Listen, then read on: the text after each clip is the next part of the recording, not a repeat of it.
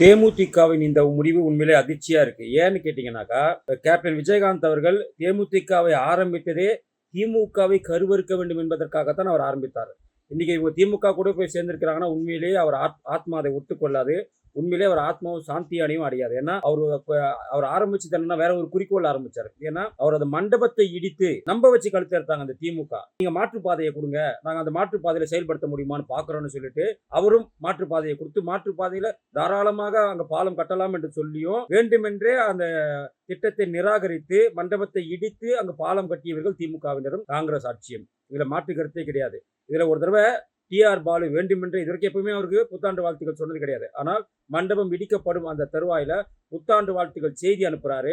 அந்த செய்திக்கு பின்னாடி அந்த மண்டபம் அந்த பாலத்தோட வரைபடம் இருக்கு. அப்போ எந்த அளவுக்கு காழ்ப்புணர்ச்சியின் காரணமாக விஜயகாந்த் அவர்களுக்கு அந்த வாழ்த்து மடலில் டிஆர் பாலு அனுப்பியிருப்பார். ஏன்னா டிஆர் பாலு அப்பதான் போக்குவரத்து மற்றும் கப்பல் துறை அமைச்சராக இருந்தார். அப்போ இப்படிப்பட்ட நயவஞ்சகம் படைத்த திமுகவோட இப்படி கூட்டணி வச்சிருக்கீங்களே, உங்களுக்கு எல்லாம் கொஞ்சம் கூட வெக்கமாக இல்லையா? உண்மையிலேயே நீங்கள் விஜயகாந்த் அவர்கள் வாரிசுகளா என்பது எங்களுக்கு உண்மையிலேயே சந்தேகமா இருக்கு. அதை விட முக்கியமாக பழம் நழுவி பாலில் விழப்போகிறது, விரைவில் எங்கள் கூட்டணிக்கு வருவார் என்று விஜயகாந்த் எவ்வளவோ வழிமேல வெளி வச்சு காத்திருந்தார். யாரு?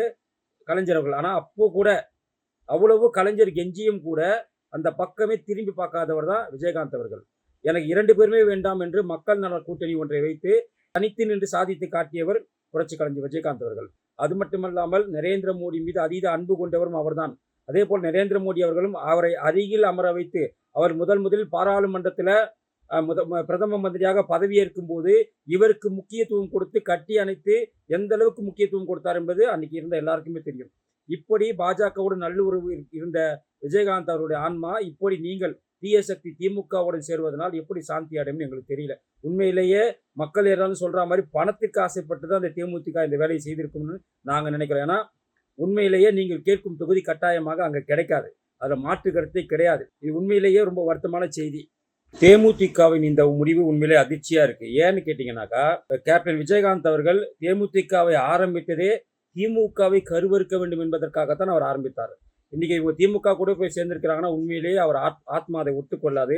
உண்மையிலேயே அவர் ஆத்மாவும் சாந்தி அடையும் அடையாது. ஏன்னா அவர் ஆரம்பிச்சது என்னன்னா வேற ஒரு குறிக்கோள் ஆரம்பிச்சாரு. ஏன்னா அவர் அந்த மண்டபத்தை இடித்து நம்ப வச்சு கழுத்து எடுத்தாங்க அந்த திமுக. நீங்க மாற்றுப்பாதையை கொடுங்க, நாங்க அந்த மாற்றுப்பாதையில செயல்படுத்த முடியுமான்னு பாக்குறோம்னு சொல்லிட்டு அவரும் மாற்றுப்பாதையை கொடுத்து மாற்றுப்பாதையில தாராளமாக அங்க பாலம் கட்டலாம் என்று சொல்லியும் வேண்டுமென்றே அந்த திட்டத்தை நிராகரித்து மண்டபத்தை இடித்து அங்கு பாலம் கட்டியவர்கள் திமுகவினரும் காங்கிரஸ் ஆட்சியும். இதுல மாற்று கருத்தே கிடையாது.